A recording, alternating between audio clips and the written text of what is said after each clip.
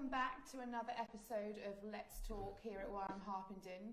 And I am Claire Mulrooney. I'm a member of our staff here on campus, and it is an absolute pleasure today to introduce you to our guest, Dr. Matt Rawlins.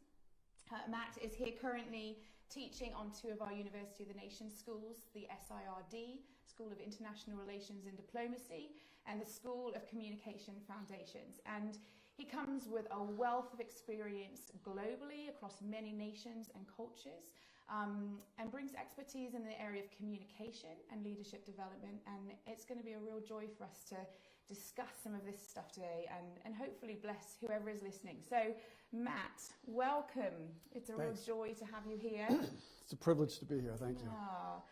We got to meet for the first time yesterday, Yes, which was a nice coffee in our cafe here on campus. So I am getting to chat to you as a newbie, but could you maybe start this time just by sharing a little bit about who you are, your journey, your connection with YWAM? Well, I joined YWAM when I turned 20 in 1978. Okay. And then ended up being in Pacific and Asia for 10 years, in the 83 to 88. My wife and I were the directors of Singapore. Left in 88, went back to the U.S., went back to school, continued a connection with YWAM. Finished my graduate work, went back to Hawaii, was working in Kona. It's difficult. And then, yes, somebody's got to do it, And then 2005 left and went back to Singapore and started a consulting company there. Okay. So 25 years with YWAM, the tribe, and then kind of the new adventure. So I still keep a connection with YWAM, but I'm not a line function now with YWAM. Okay. And so, you said you have a consultancy firm now? Yeah. And does that work in what kind of realms of... Well, my work really is in dealing with tension. So I deal with tension, I deal with leadership, I deal with organizational development. I do work both in what we call civil service or in the government in Singapore, as well as private businesses, executive coaching, anything along those lines, in that way. Okay. And you have a PhD in leadership development? I do. I'm sorry. No, we're excited about it. And I think it's a privilege that you're here and you're teaching on our schools at the moment.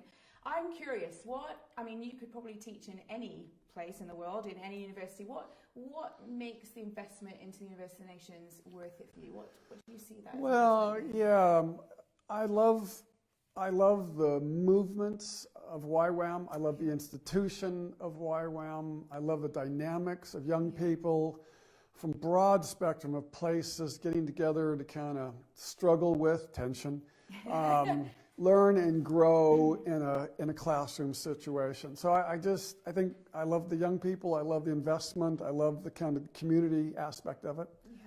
So it's worth it. I spend probably a month or two, sometimes a little bit more, a year in different YWAM bases around the world, working with them, trying to help them be engaged in the process. So are you teaching the same kind of content in both of those schools, or is it different? No, well, each time I teach, it's a little bit different because for me, teaching is kind of a living thing. So it depends a little bit on the people. And basically I teach on two things: the foundations of our faith, which would be the nature and character of God, and then tensions dealing with leadership, communication, and organizational development. So those are kind of the two categories that I focus on. So each school will have its own variation of that.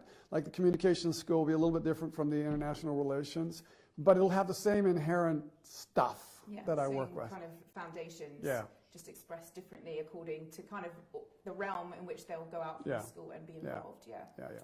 So you talk about tension. It's like a hot word.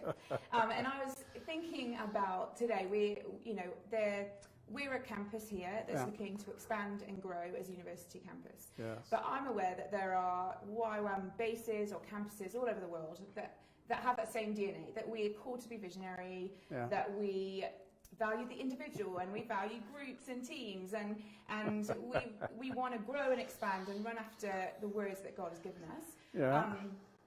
But I think it's interesting to talk about tension because tension is often thought of in a negative way. And I think often the narrative goes to balance. And I was thinking about this after our coffee yesterday, how actually balance for me kind of puts this image in my mind of, you know, those old-fashioned scales where you have to put the weights on, and to get the balance they have to be exactly the same on both sides. And actually what happens is they become still, right? To be in balance, it has to be still. But we're talking about growing and expanding and moving forward, and so I started to think, actually, things that move forward peacefully are still at tension, right? Bikes to move forward on a road, boats through water. There has to be an element of tension. So I'd love you to kind of unpack for us today, what does it mean for us as YWAM, as an organisation, to run after the dreams that God's given us, but to embrace this word of tension? Yeah, good question. And you framed it quite well. So even in my own journey, I think the challenge for us all is we all have this tension equals conflict, or tension equals pain. Therefore, tension must be kept bad because conflict or pain. So, you know, we convolute the process. So when I went back to research and I began to studied YWAM, I had to do a fundamental shift in my thinking that tension doesn't mean something's wrong. And I started in Genesis, and I began to look at the garden, and there's a tree in the garden, and the tree is there to create tension. And then God has the audacity to allow the serpent into the garden, and he's going to create tension. And this is before the fall. So we've got a place where God allows tension, dare I say, encourages tension. I mean, if you just started in Genesis and you say, so God takes a man, and the man has the male and female part both in him, and then he rips the female part out of the man, and then he says, now you two have to figure out how to get back together again. Wow. Tension. And then he says in the very definition of God, so it's 3 and 1. Well, is God 3 or 1? Well, there's tension in the very definition of God. So you really have to frame and think, okay, am I going to look through broken eyes at tension, or am I going to look through God's eyes at tension and begin to see that tension doesn't mean something's wrong, that somehow God sees tension as an opportunity and he's not afraid of it. I think from my perspective, I'd say God's big enough to handle anything that tension reveals, and he's good enough to be able to redeem anything that tension creates. So he's working with that. So it's been a many-year shift in me to start to look at leaders, and even in Singapore, working with people there. In the culture, we don't like tension. Well, I can't pick on Singapore. Human beings don't like tension. Right, because this is across the board, right? And your experience, you've gone across nations, across cultures, across people, and it's the same, correct? Yes. How we deal with it might be different. So some people will have an aggressive tone. Some people will have a withdrawal. About 80% of us will go silent. About 20% of us will become aggressive. But the dynamic is it's two sides of the same coin. It's two things happening in that. And so, the pattern is there. Cultures will have different representations of it, all the different dynamics. But the essence of it is tension exists. It's not good or bad. It just is. It's required for the world that God desires for us to be involved with. So those things in mind, we have to say, okay, God, how do you view it, and how do I engage it in this way? So the schools I teach in now, when I'm dealing with leadership, when I'm doing executive coaching, when I'm working in Singapore with groups, it's almost always around tension. How do we deal with tension? What does tension expose? How do we find options in it rather than just react to it? And those type of dynamics that go in the process. Now let me say, right from the very start, I'm a coward at heart. I don't like tension. And my preference is... Is there a human that likes tension? Does that exist? Well, if they're really honest, I've never found one. But there are certain situations or contexts where we're drawn to the tension. Okay. But we wouldn't use the word tension. We'd use a different word. But I have to say, there are no experts in tension. I would be the last one to be able to say there's any experts in tension. Let's just say I have experience with it, and I want to help give people other options for looking at what to do rather than just a knee-jerk response. Yeah. So that's the reference point. Knee-jerk response is often to run away, right, Yeah. or to hide, Yeah. or to walk in the opposite direction Yeah. and think if we embrace this, it's only going to cause more conflict. Yeah. It's fascinating. So within YWAM, we have lots of these tensions, right? No. In anything. No. Whether it's like just the sense of the present versus the future, relational versus task, all of those things. So in practical terms for an organisation, what would you suggest is the way forward to actually engage with it? Because my understanding is that if there's not enough tension, we end up in apathy. Yep. If it's too much, we get really stressed out. Yeah. So how do we find that fine line or that pull that allows the fullest engagement of our staff members, of our trainees? Yeah. What would the first step be? Well, you know, the simplistic, and I hope it's not simplistic, but the simplest framework for me is just to say, when there's tension, it's just the signal that we need to talk. So the motto of my company is, if you can't talk about it, you can't change it. And so the grid that I work from is simply this. You know, in a car, when the red light comes on, the problem isn't the red light. The problem is the red light is revealing something that we need to deal with. Yeah. So when there's tension, tension is just the signal that says there's a difference in expectations, there's a difference in diversity, there's something going on that we need to be able to talk about. So if we take it back to a grid that says life and death is in the power of the tongue, we need to figure out how to talk about it. However, the hard part is when we feel tension, most of us go silent. And so it's developing a capacity, or what we could call a character, to be able to say, okay, there's tension. This is an opportunity, not a problem to be solved. How do I lean into the situation to be able to move into it and create a conversation so that we can get at least clarity on who we are, what we value, and how to be able to move forward and try to deal with that. Yeah. So those are, that sounds simplistic, but that's the essence of it. Right, and so that, I guess that's my next question for you is, yes, it sounds simple. Yeah. In reality, for any one of us in a campus or any relationship, I think this goes far beyond just the organizational, right? This is applicable to every human being, an individual. How do we actually embrace that and outwork it? For instance, in those tough situations where there may be tension present, as say two people, there isn't the same engagement from both sides. You know, you have one person after task and one after relationship. How do you walk that out? Well, again, in each situation, so you have to go back to what's the context that you're dealing with. I think the place that I would start that's really important is, there's tension inside of me. So tension is not an external thing. Tension is an internal thing. So tension is this process that I start to work through going on inside of me. So to the degree that I can work through my own tension, to that degree can we work through our tension. Right. And if I think that tension is you're causing this in me, then I'm in trouble. So the place really is to begin and to own what comes up in me. So as I can own that tension in me, then I can begin to communicate about it.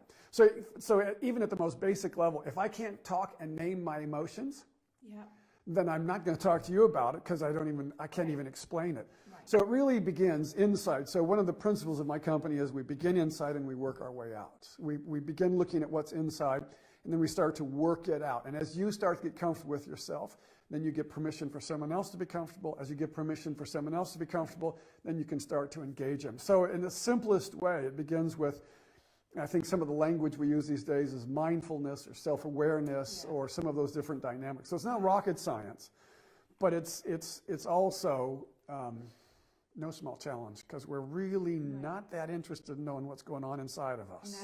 No. So, and I mean, I guess it also comes back to that biblical foundation of the more we know God and the more we come to understand His nature and character, we actually learn who we are. And would you say that is a key? I'm aware that to embrace that within yourself takes a lot of courage. Yeah. How do you kind of gather that courage together to? Well, that's the question of faith, really. That is what faith is about. How do I gather the courage to define what's the context of my life, who has authority to speak for my life, and what are the fruit of my choices? I mean, those are the first three questions. Where are you? Who told you? And what have you done? And that's what God asked Adam in the first 30 seconds of dealing with a conflict. So God laid out a model in Genesis chapter 3 that is pretty much consistent what He's working through us. So it is messy. It is hard work, and it's not a problem to be solved because part of us has to grow into the answer. So it's we like it. We got control issues going on. Yeah. Those control issues start to play out. We want a problem, we can fix it so that we can move on and get a task done more effectively. But that's the nature of what world we have created and how God is going to help us clean it up. Yeah, that's so good. You were sharing with us last night a really impactful analogy of a water bottle. Yeah. And I, just listening to you there talking about it is messy. Yeah. And that's because we're broken, right? Every one of us on this earth has brokenness in some form. Yep. But it was such a powerful analogy. Would you share a little bit about that analogy? I know there's a lot leading up to it, but in this context of embracing brokenness. The metaphor I use is to try to help people, because most people think that to be holistic is there's no holes, there's no brokenness, we're in complete control, and like a cup. So if I take the cup, so the image of being in control is I can hold the life within me and nothing seeps out. And then brokenness means the vessel is wasted. But I think we have to change the view and see that brokenness actually creates a way for the life within us to get out more effectively so that more of God could come into us. Right. So brokenness isn't a problem to be solved. Brokenness is an opportunity for more of God to come through us and to be expressed through us. Right. So if we just shift our thinking that brokenness doesn't mean we're evil, it just means it's an opportunity that God could put more of himself into us, that more of himself could flow through our brokenness. Because brokenness just means there's a hole that more of him can come out of. Right. So yeah, that's the analogy I work with as I try to help people try to figure out life is broken. It's messy. It's going to be a bit awkward. But it doesn't mean that has to be the enemy. It doesn't mean our goal has to try to figure out how to be in control of everything. Maybe the messiness is what we need. Right. Of course, we don't have any messiness in any of our organizations or any of our have none. churches or any of our families or our kids Absolutely. never cause tension or none of those types of things. Absolutely. Yeah. Absolutely. It's fascinating too, isn't it, to think about that in terms of just brokenness. Actually, embracing brokenness also means embracing pain. Yeah. And I think that is probably something that I know from my own life. Yeah, yeah. When I think about things in the past that have been difficult, and I don't even want to go back there because it's just too hard to go there. And actually, the bottom line is I'm afraid to go there because I'm afraid of what might come out, and I'm afraid of the pain and how much it will hurt. Yeah. Is there a key with pain? What's our relationship to pain got to become to embrace our brokenness? Well, sadly, I guess you could say that, each generation has to face their own pain. Yeah. And it seems like there's kind of a new wave of pain coming from broken families, from abuse, and all kinds of just really, really, really painful situations. But I have to say this, my hope is this, that God's not afraid of pain. Right. And he has his own pains as he deals with us, not because he needs us, but because he loves us. And love shares pains. And I would just say my hope, my desire, I think the thing in life that really helps me is that shared pain is true intimacy. Yeah. And that when we find a way to share our pain with God, and dare I even say, God to share his pain with us, Right. that then we start to realize an intimacy that is life-changing, that is radical, Right. it's powerful. Right. And I think it's worth it. Yeah. I think it's a great opportunity It's for something us. that we don't think about often, is it? That God grieves over our pain, and actually the power of healing in that, just that simple thought, is phenomenal. Yeah. You said something in there. You said God doesn't need us. Yeah. He just wants to love us. Can you talk about that a little bit more? Well, our view of love is I need something from you, but God doesn't need anything from us. But what he wants to do is give to us. And the pain that he has is not that he wants something from us, is that he has something to give to us, and we won't receive it. And because we won't receive it, love grieves the lack of ability to give oneself to the beloved.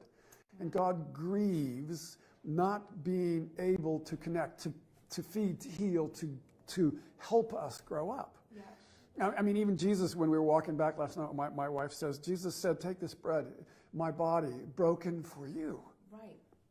And you get the sense of God became broken for us. Wow. So that he could share our pain. It's not that he's broken and we're not. It's just that now we're both broken.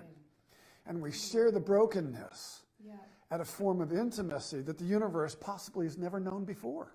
Because we've never had the opportunity in Jesus to share and connect at this level. So I think it's pretty cool. It is.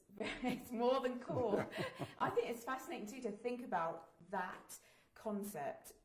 I mean, concept is not the right word for it, but just if that's on the individual level, that is mind-blowing. And it's the empowering to be able to go there and to go and face pain, because you know you're being met with somebody who loves and is just there to give you love for nothing in return. But if you translate that then to back to the bigger picture, when we think about YWAM as a bigger organisation and growing and moving forward, gosh, it's fascinating to think about even that. Like, it empowers us to be okay that there is tensions over these different aspects, and to ask ourselves, I guess, in growing, what is it that God wants to give us in this tension? What is it that God wants to give us in this moment of what seems to be unknown and uncertain? Actually, if we simply all asked ourselves, what is it that God wants to give us in this moment?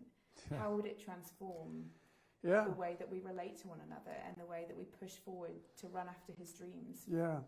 Well, I think it's a risk worth taking. I mean, I don't know, you know, it's not a hypothetical question. It's a real question that we face every day, that we're constructed with when we bring students in, when we start new bases, when we, you know, whatever we do, when I step out and try to do a consulting company, when I start to, you know, if I write, whatever I do, I'm always confronted with the risk of saying, will I show up?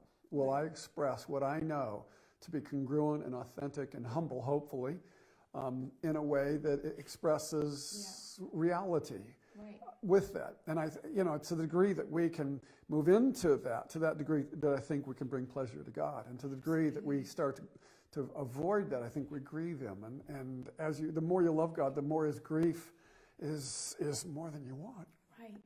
It's more than, you know, you just think, okay, God, I can put up with a lot, but I can't put up with grieving you. So how do I do this? How do I live in a way that is authentic and real and vulnerable, that isn't afraid of tension, that allows me to be engaged with people? And you know, I think it's a challenge for YWAM. It's a challenge for all churches, governments, name, you know, families, parents, you know, all of those are situations where we're all going to be confronted with the challenge of, will I own what this reveals about me and about us? And will I walk into that reality in a way that interprets God in authenticity? Seriously. But you know, it's no small challenge. No, it's nice and easy to talk about today. Yes, but I think it is food for thought. Is what it is. Yes. And it's amazing to think about. Actually, it kind of comes back to that same starting point. What empowers us to be truly who we are and to walk with engagement and authenticity is to get to know God in his true nature and character. And if we start there, it's okay that it takes us a lifetime to keep growing and moving. That's right. And we're not going to get it all right. There's no pressure to get it all right. That's right. We learn and we grow. And That's right. and there's grace in that process too. That's right. It's well good said. stuff, Matt. Thank you. Thank you. It's a privilege. It has been a pleasure to have you. I think the thing that I see in you, and I've only, you know, met you for 24 hours, but it has remarkably struck me, is that everything that comes out of your mouth is so tangibly present within you. It's like it's in the thread of who you are. Even the fact that you're talking about something that you talk about all the time, and I can see tears in your eyes. People won't see that, but that to me means that it is like it means that it's real, and it's not just this nice policy or concept that you've come up with, but it comes out of, I imagine, deep hours of intimacy with the Lord. And just I'd like to think so, but it's a journey for all of us. Thank you. For sure. But thank you so much. We really appreciate you being here. Thank you. Thank you for sharing your insights and your wisdom. It's and a privilege. I just hope that for all of us around the world, that we can take some of this stuff on, think about it, and embrace it, and not be afraid to embrace tension so that we can all keep growing and moving forward. Thanks for joining us today on Let's Talk. We will be here next week, and we'll see you then. Goodbye.